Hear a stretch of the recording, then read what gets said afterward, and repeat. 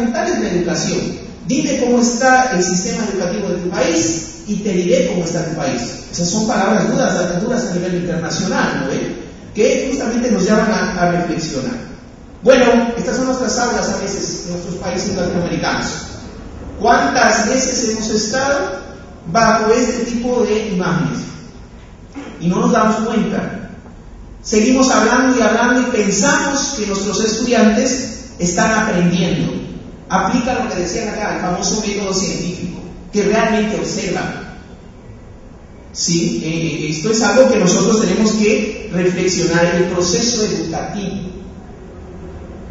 Quienes han trabajado la incertidumbre como un pilar base para generar procesos de aprendizaje, desaprendizaje en los estudiantes. La motivación no es justamente el apapacho de decir vamos bien en el aula, es justamente un elemento intrínseco que tenemos que saber desarrollar en los procesos que se dan en las aulas y fuera de las aulas. Pero yo los invito a que reflexionemos quién es el alumno o el estudiante. Diversos autores, ya Freire nos decía, ¿no? Alumno, estudiante, haz, sin, lumen, sin luz. ¿Cuántas veces lo hemos escuchado? Estudiante, ¿qué es un estudiante? El que estudia antes de entrar a una clase. Pero aún así, ese concepto todavía nos queda corto. El alumno, el estudiante. También nos debe de llevar a reflexionar el docente. ¿Qué es un docente? Sin lugar a dudar, primero es un ser humano. ¿Sí? Es un ser humano, pero no es un ser humano reproductivo solamente. Yo he podido ver en diferentes contextos cómo generación tras generación reciben el proceso educativo de una materia. Y el papá recibió la materia con los apuntes que va a tener el hijo y el hijo a su otro hijo, de tal manera que nosotros nos dedicamos a reproducir en las universidades. Ese es el verdadero objetivo de una universidad, reproducir lo que ya está escrito. No creo. En las universidades se genera conocimiento. Y es una de las críticas que nosotros tenemos actualmente, el tema de lo que nosotros manejamos en las universidades. Entonces, es un ser pensante que debe aprender algo nuevo. Es el niño que todos llevamos dentro. Es un ser que ama el conocimiento, es un transformador y generador de conocimiento, pero es un ser humano planetario. La propuesta educativa, la teoría educativa que ahora les traigo, trata de dar elementos hacia la humanización. Ese es el enfoque, la humanización. Van a decir, esto ya se ha visto, ya se ha dado, pero ¿cómo nosotros lo podemos articular desde este enfoque? Quisiera reflexionar un poco sobre estos espacios. ¿Qué son estos espacios? Nuestras aulas, ¿no ven? Aulas que a veces son muy modernas, son muy grandes, son muy pequeñas. Otras se dan en contextos rústicos, otras no se dan en estos ambientes. Los que somos pedagogos y nos dedicamos al trabajo educativo y leemos las reformas educativas, yo he podido leer reformas educativas en el cual te explican a detalle el tamaño del aula, la orientación del pupitre, la distancia entre el alumno y el estudiante, el alumno y el profesor, el tamaño de la pizarra, la forma de borrar la pizarra. Bueno, esos son términos que se dan en los institutos normales y que nosotros conocemos. Esos elementos en verdad son los generadores de aprendizaje, son los elementos que nos orientan justamente a generar un sujeto que articule los elementos. Por ejemplo, ahorita escuché, yo aquí he entendido muy poco de la anterior presentación, me dicen, ¿no?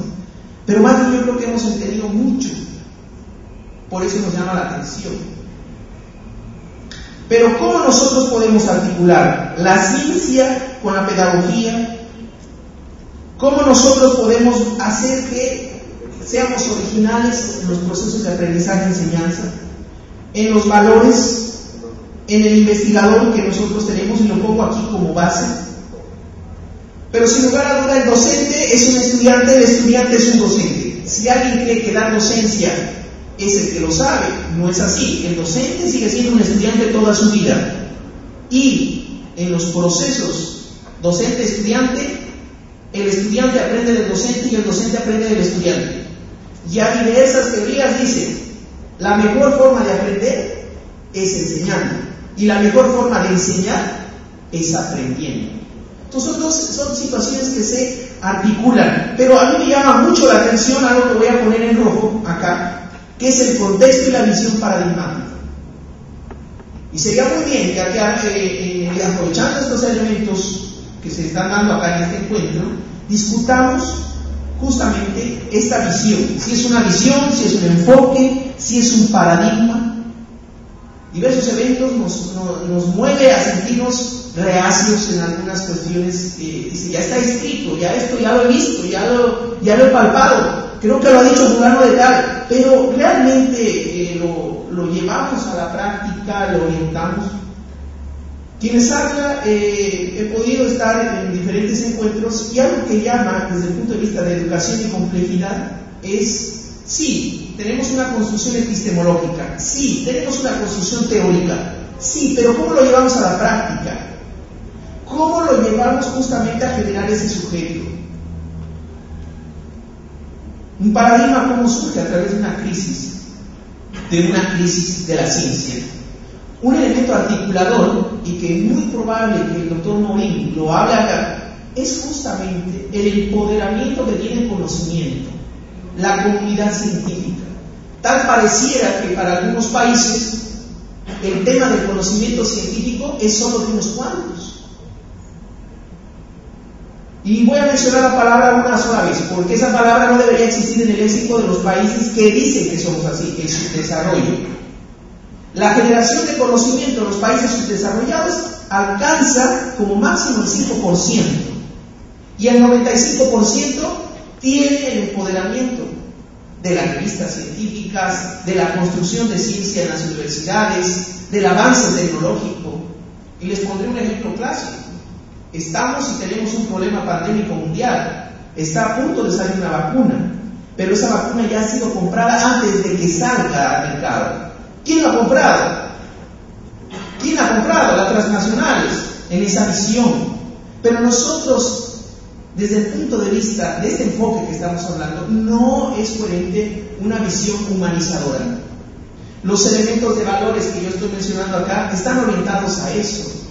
Generamos abogados, generamos médicos, generamos arquitectos, y muchas veces ya en el sentido práctico generamos sujetos que hacen lo contrario. ¿Por qué? ¿Por qué sucede eso?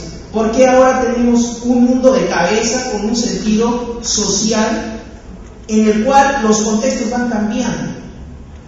¿Por qué ahora, por ejemplo, el tema de divorcio es un tema muy coloquial?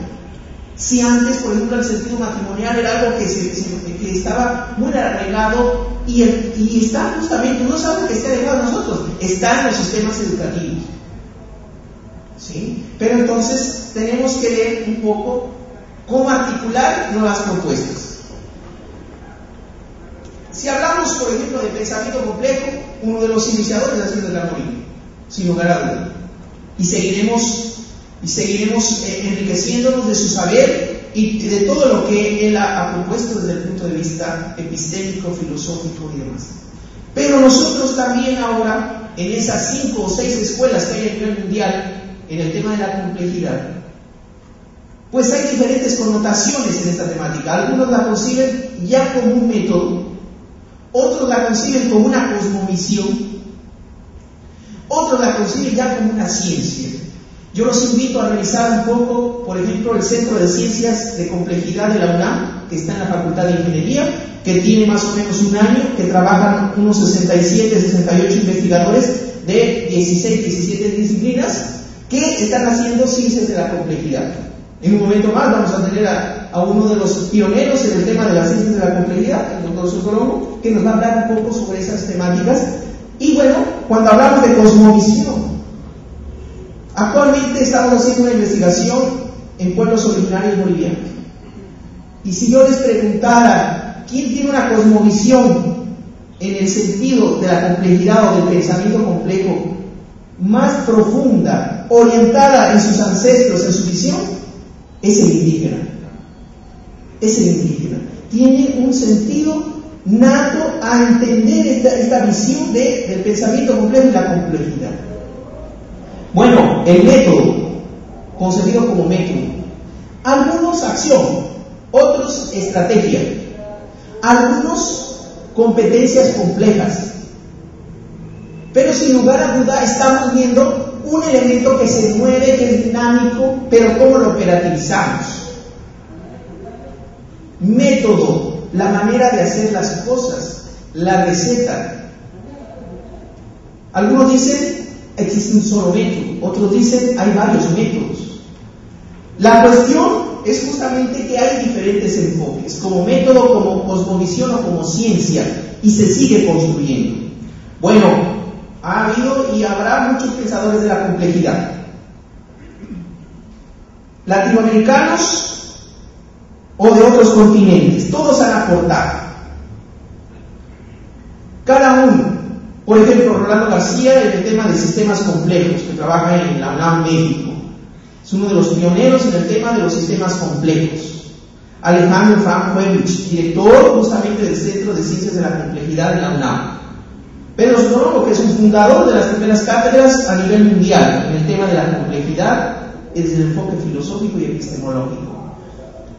Esta mañana discutíamos o reflexionábamos. Se han dado y se están dando muchos eventos sobre el tema de la complejidad. Costa Rica, Brasil, Argentina, México, Uruguay, que es un país que últimamente está desarrollando bastante estas temáticas en diferentes enfoques.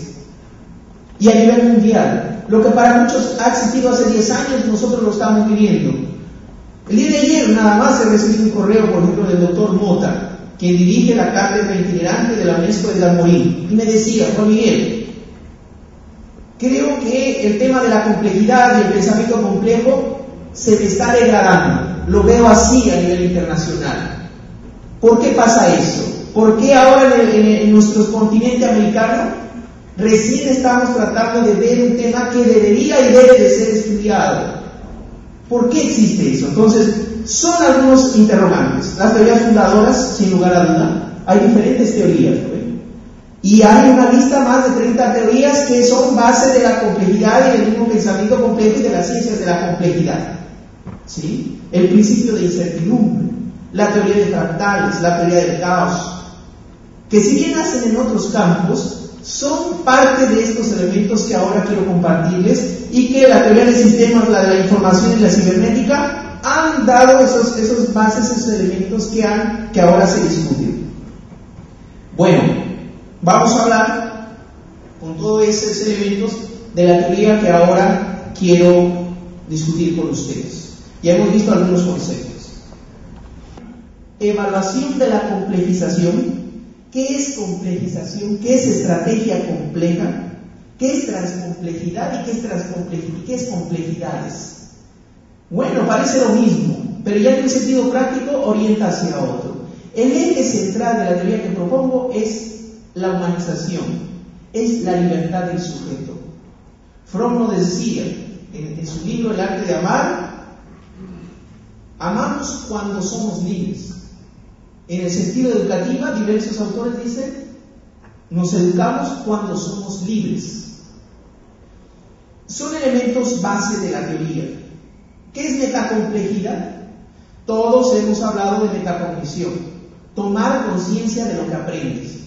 Pero ¿qué hacemos cuando tomamos conciencia de lo que aprendemos desde la complejidad? Metacomplejidad. Y hay toda una teoría, los invito a revisar un poco sobre lo que es metacomplejidad, estrategias para que el estudiante tome conciencia de lo que aprende en la complejidad. Eso es metacomplejidad en palabras simples.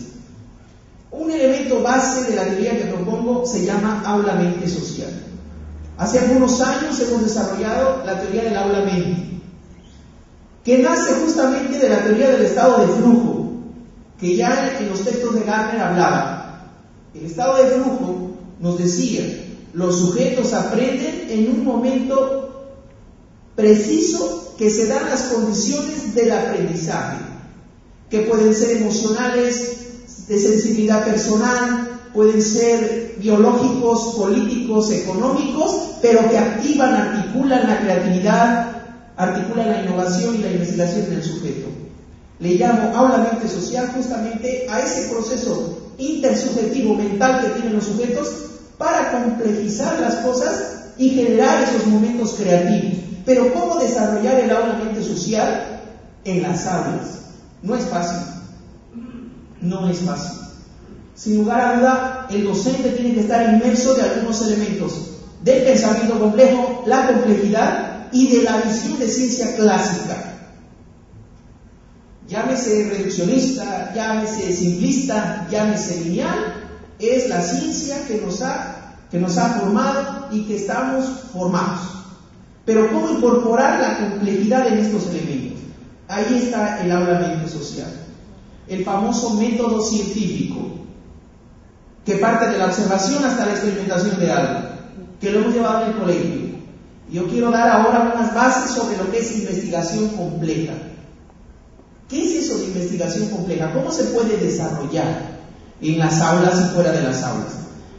La teoría que les propongo nace de concebir el aula no como un espacio físico, sino como un espacio intersubjetivo que tienen los sujetos para desaprender, reaprender, aprender y complejizarse. Ahora más les voy a hablar. Entonces son algunos conceptos base de la teoría que se está desarrollando, que son metacomplejidad, aula mente social.